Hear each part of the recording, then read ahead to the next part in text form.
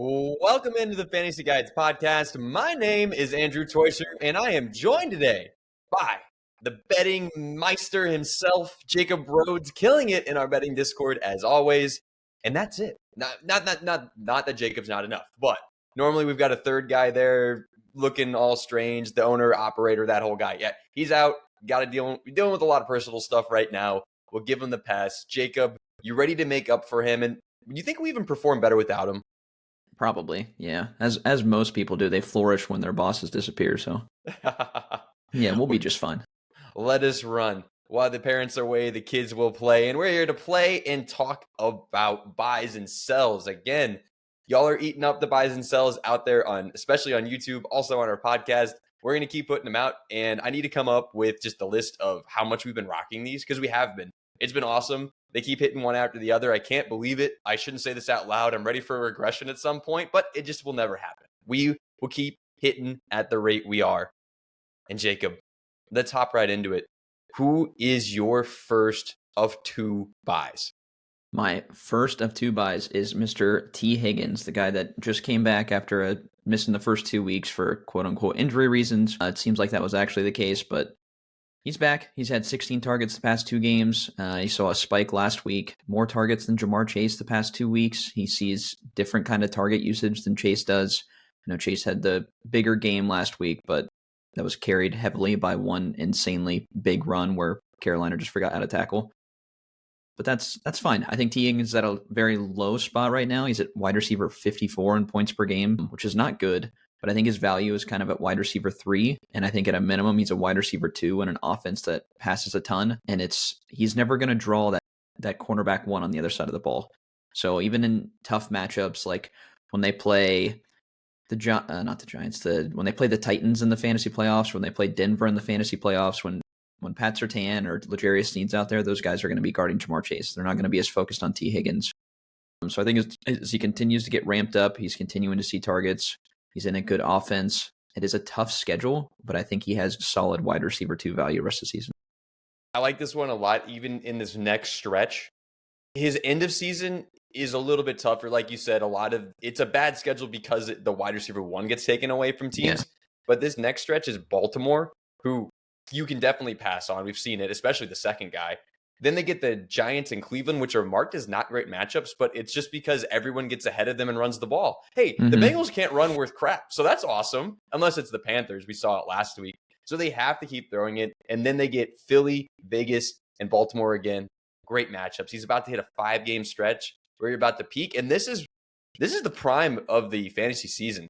This is, if make or break, this is when people stop tuning in, because after these next 5 games, 1-3 is comebackable.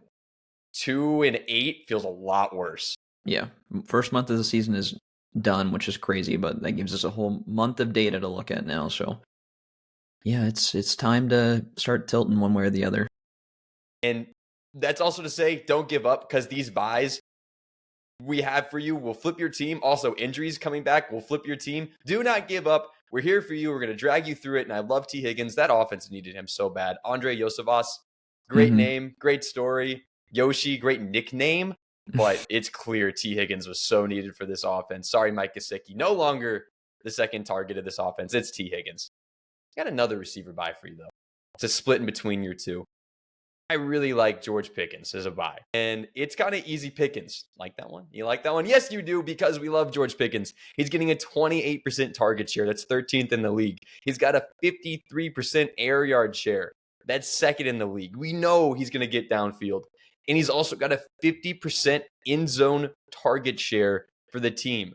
And yet he's got no touchdowns. And people are saying, well, he has Justin Fields, so they're just never going to score touchdowns. They're terrible, bad passing game. No, Fields has been the 8th highest graded passer per PFF on the season. He's also 14th in EPA per dropback. That's literally, by definition, above average. There's 32 starting quarterbacks in the league. Fields is a good passer, no matter how you look at it. He's just evolved. Arthur Smith has unlocked him. This is a system that's working for them. Jacob, he's throwing over the middle. Don't let people know, but Justin Fields actually operates over the middle. He's been perfect. He's been dynamic. He's figuring out his legs more. I'd say buy Justin Fields, but you kind of can't anymore. That died last week. but George Pickens hasn't had the explosive games he might have, and he's got the 6th easiest remaining schedule. He's had the 2nd hardest schedule to this point, and he's been a wide receiver 3 so far. He is ready to be at a minimum a wide receiver 2, and he could certainly sniff wide receiver 1 territory if touchdown regression really goes his way. And I think it gets really nice and juicy in the fantasy playoffs. What we saw last week is what we hadn't seen for Pittsburgh yet, and that was that they were in a negative game script. They just haven't been in those so far this year. Their defense carries them a lot, but they get some tougher offensive opponents later in the year. Fantasy playoffs, they get Philly, Baltimore, Kansas City. They're going to have to pass against those teams. So it bodes really well for George Pickens' usage. He's the clear alpha on this team. And you mentioned he hasn't scored. He has just missed on multiple touchdowns in the first few weeks of the year. They're right there. He had one go through his hands last week. It was very surprising, but the regression is due there. It's going to come back. He's going to score, and maybe he even scores this week. We're leaning heavy into these wide receivers. There's just so many good opportunities to buy. Receiving just is inherently very volatile, and George Pickens is incredibly volatile. The only thing we need you to stop, buddy, is twice he tried to take the football and reach it over a line of scrimmage or like the into the end zone or past the first down marker like it's a freaking loaf of bread. Hold on to that. Treat it precious, George. He did it once, fumbled, did it again, and he got lucky. Don't try my calls. Don't do it, George. All right, we got another receiver, Jacob. Who is your third buy we have for this episode? Third buy is Mr. Tank Dell, which it's been a very frustrating start to the season if you had him. It was 3 really terrible weeks and an injury week, so not a good start to the season for him, but I think he is at his absolute floor right now. Houston still has the 5th highest pass rate in the league. They run 11 personnel about 80% of the time, which means they have 3 wide receivers on the field that often. It bodes really well for Tank Dell, who I feel like people are forgetting last year just how elite this guy was on the field with Nico Collins. They were both insanely good, insanely productive during that stretch of last year where Tank had about 30, 19, 30, and 18 fantasy points in a 4-week stretch. That is elite. This is an elite offense. It's a high-powered offense. He's a very good receiver. He was still coming back from his previous last year injury. Andrew, you and I talked about that. I think he was still trying to get his legs back under him from the injury he suffered last year. Now he's got some different stuff going on. So this is sort of a buy if your team is healthy-ish, because no one's team is healthy at this point of the year right now with the way things are going. So if you got a healthy-ish team and you've got a flex need or a wide receiver 3 need, I think Tank Dell's the perfect guy to go after right now. Literally getting his legs back under him. He suffered that Tony Pollard broken fibula, or it might have been his tibia. He broke his leg, guys. So he's going to take some time to come back from that, and that's what he's just been doing. And the team needs him. He's got a 17% target share. That's not incredible. I think that has a chance to go up based on the matchup he gets himself involved in, as well as, do we remember what Noah Brown was doing with a similar target share last year as the third receiver for the Texans? CJ Stroud's good at football. He's going to throw the ball a lot. He's going to throw the ball real good. So you're going to want pieces of that passing attack, and we know Tank Dell is good. And as we're saying, I think he'll keep getting better. And you know what also might happen? That Stephon Diggs guy, 30, old. I don't have Steven here to taunt about this. I don't know who I'm supposed to rant to. What if he starts to diminish again over the second half? What if Nico or Diggs go down? Now Tank Dell is the second receiving option for CJ Stroud. And you saw what Diggs just did with that. He had 12 and a half fantasy points. I think that's the floor. If one of these guys go out, it's going to be incredible. Jacob, love this one. You had another honorable mention of a possible buy. Yeah, and this one it takes no explanation because it's Mr. A.J. Brown. Value is at its floor. He's got a bye week coming into this week, so if you've got some leeway on your team, it's a good buy opportunity. The team that probably has him in your fantasy league is probably struggling because he's been out for a couple weeks and now he's going into a bye. So I think it's a really cheap opportunity for someone that's an easy top 10 receiver rest of the season. For sure. So we're telling you to buy A.J. Brown, but go out and do it. See what it's like. A team who had A.J. Brown, I can tell you firsthand, has probably missed them vitally on his team, probably drafted him in the first round. They're probably reeling. They are unsure if this hamstring will let him come back. Go out and get him. Knock on the door. Be annoying. Send out trades. Do it. See what happens. You never know what stupid trades someone's going to accept out of desperation. Have fun with it. All right, those are our buys. We're going to have more listed out on the page. We do it every single week. We'll get some running backs in there. And we'll be talking running back in the sell section, unfortunately, more than in the buy section. And I'll tell you about my first sell. It's not a running back. It's a couple quarterbacks. And it's a couple big name quarterbacks who I think you can get off your team. Patrick Mahomes and Joe Burrow.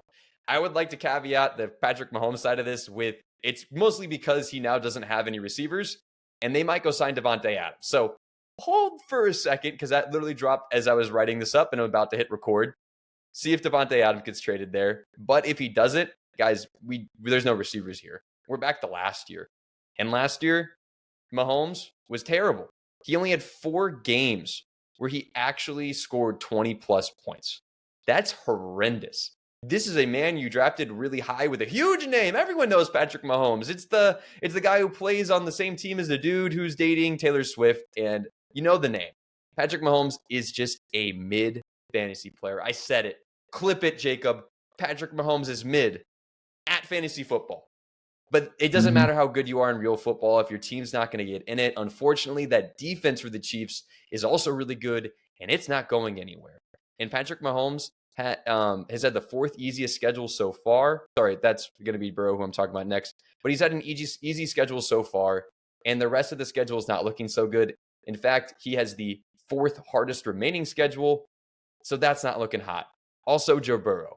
He has their hardest remaining schedule for the rest of the season, and to this point, Joe Burrow has had the 4th easiest. He's played Carolina, Washington, and Kansas City, who they got in a shootout with. Joe Burrow is throwing for a crap ton of yards, a crap ton of touchdowns, because his team is really bad on defense. And unfortunately, they're falling behind all the time. Well, they play Baltimore next week, who is not a great matchup for quarterbacks, and they probably will have to throw in that one. But after that, the Giants, you're going to be ahead the entire time there. Cleveland, you'll probably be ahead the entire time there, and that's a good defense. So especially if you're a team who needs to squeak out some wins, you need to ship off Joe Burrow, package him, go get like a Sam Darnold, who I think, frankly, is probably just the same thing. Not as great as a real football player. Again, the Mahomes thing here, real football doesn't matter. We are all about fantasy points and scoring them, and Joe Burrow and Patrick Mahomes situations are not good the rest of the season. Again, Bengals have the hardest strength of schedule for quarterbacks. The Chiefs have the 4th hardest. Jacob, are you willing to sell these very high-priced names?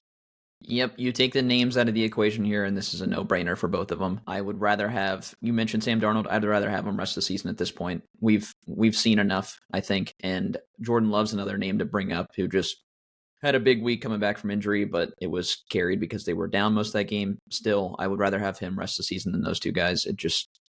It's time to pivot. I think it's to sell low almost rather than a sell high, but that name value carries a lot of weight in trades, especially in your more casual leagues. I think it's kind of now or never to move on from these guys. Some names I'd rather have, I would try to package around. Trade Mahomes, trade Burrow for Dak Prescott. He's got the 3rd easiest remaining schedule because, of course, it happens every single year with Dak Prescott and the Cowboys. They have an easy back end for passing against. Geno Smith, I would definitely take a 2-for-1 where I get Geno and something for Mahomes and Burrow. I don't know if Kyler will get there. Brock Purdy, if you're giving me something, Purdy plus something for Mahomes or Burrow, doing it. Same thing with Goff. It's just a pocket passer who needs volatility to go their way. And I just don't know if it's going to keep going their way as it has been thus far. All right. More sells. There's some quarterbacks for you. Jacob, what running back are you prepared to sell? I am looking to sell Mr. Chuba Hubbard, who has been excellent the past 2 weeks in this revamped Carolina Panthers offense under the Red Rifle.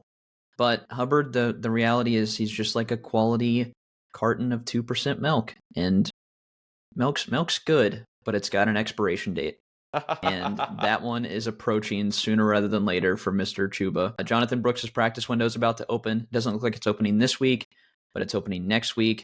If you're not plugged into the dynasty kind of market of things, Brooks was the first running back drafted in this previous draft class. He was drafted with an injury. They knew that. He was put on the PUP to start the season, but his practice window is opening soon. He's going to be on the field sooner rather than later. And I think that means that just doesn't bode well for Chuba. Chuba's a fine running back. Brooks is better. It's They've got worth the noting on that window of Brooks, there was word he might not have ended up on the PUP at all. There's a shot he could have been healthy at the beginning of the year. Yep. Yeah, so Hubbard's seen insane usage the past 2 weeks. 39 carries, 9 receptions, 218 yards rushing, 72 receiving, and 2 touchdowns. Like it's been insane production these past 2 weeks, even when they're playing from behind a bit. So he's got a true workhorse role. When Brooks comes back, that's not going to be the case. He's not going to see that insane of usage. Maybe he's a low-end RB2, but by the time the season ends, Jonathan Brooks is going to be the clear number 1 in this backfield. And your window on selling Chuba Hubbard as a top 12 back, which he is right now, is going to rapidly close. To add on to that, the Panthers, 4th hardest remaining schedule for running backs. That's schedule adjusted. So it's even the schedule adjusted, meaning we're not just looking at points scored against these teams. Like, did you play Derrick Henry and you allowed a lot of points, or did you allow Chuba Hubbard and you allowed a lot of points? So yeah, it's not even going to be easy for whoever's getting a ton of the points. And frankly, I think the league could start figuring out how to stop Andy Dalton, and that will put a whole plug on this offense. We want to come out and say buy Jonathan Brooks, but I think it might just be best to for sure sell Chuba. We'll see how Jonathan Brooks go. I do really like Jonathan Brooks. What's your feeling on Jonathan Brooks? Would you consider throwing out some buys? Do you think where do you think you'll view Brooks rest of season? I think Brooks has the same upside we've seen from Chuba the past 2 weeks. I think he's that good. But I think it's probably more likely he's a mid-range running back 2 on a pretty crappy team. So the schedule's kind of rough too. I think it's more of a get away from that running back room, because I think it's going to get murky type situation. Some names you might want to go and chase. Josh Jacobs, people are worried about him all of a sudden. Travis Etienne. Yeah. I'm even a little bit worried, but Chuba's definitely going to have less value than a couple of those guys who are probably some buys right now. Ramondre Stevenson's probably even a better buy, even though I don't even like Ramondre. Just looking through a list of names. If you can knock on the door of the Tony Pollard owner, the Bijan owner, these are guys that aren't killing it, but I think will hold a similar value to what Hubbard is right now. Yep, you could.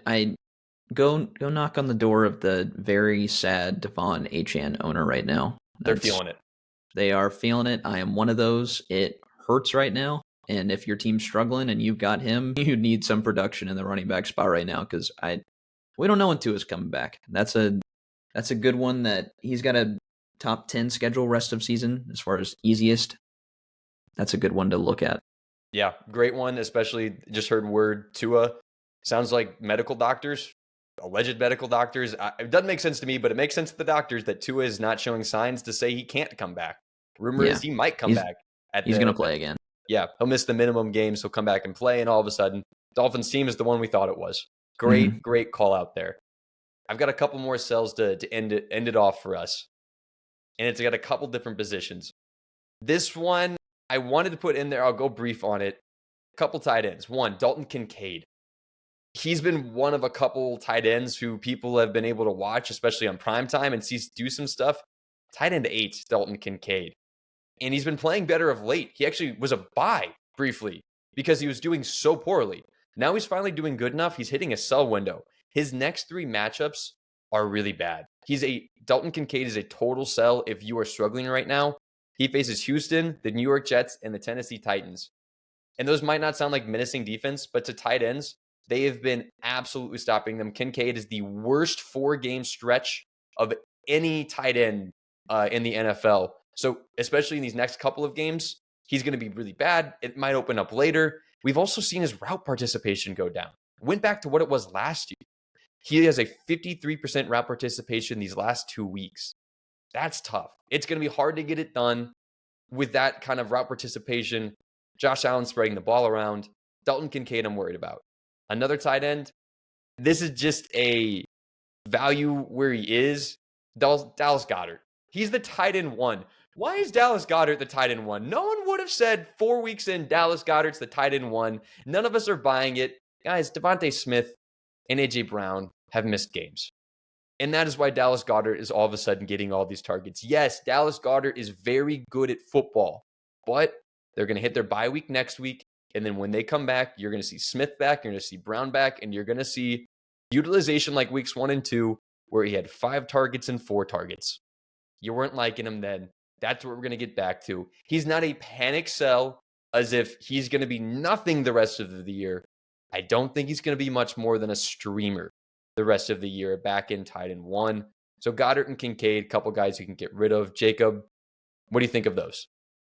I think that's fine. I think the tight end position is just so gross right now. It's a matter of what you're able to kind of get in return. So if you're looking for guys to kind of buy low on, I think I'd rather have Jake Ferguson rest of the season than both those guys. Definitely. And I think I would keep an eye on Mr. TJ Hawkinson, who's going to be returning to practice soon. That offense looks just fine under Sam Darnold, and I think Hawkinson is going to be just as good as what we've seen from the tight end position from everyone else rest of the season once he comes back. So Hawk's a good one to look at if you've got another backup option in the meantime. Yeah, these are guys where if you can take them in 2 for 1 the other way, like go get you a Travis Kelce. Go get you a Sam Laporta. Go get you one of these names that are underperforming who we're convinced are more talented than those individuals. Give 2 things up for 1 thing, and I think you're going to have an excellent time the rest of the season. Again, Kincaid and Goddard, don't force them off your team. Not a huge fan. Here's one you need to force off your team. Zamir White, running back for the Las Vegas Raiders. I think this is pretty timely. Same thing kind of with Chuba. It's just expiring milk. You got to get rid of it. Its time has come, but this one's different. Zamir White just stinks at football. He is the 97th ranked rusher per PFF. Don't take my word for it. Take PFF's word for it. I mean, like, that's where Bobby Slowick used to work as PFF. They aren't perfect. They do know what they're doing. Zamir White just looks terrible. He runs straight into the back of his offensive lineman.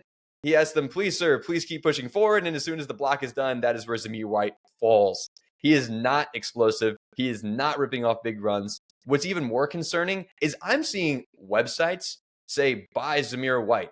The utilization is great. And you're right. He's getting 63% of the rushing attempts. That's an RB1. Top 12 running backs get 63% of the rushing attempts.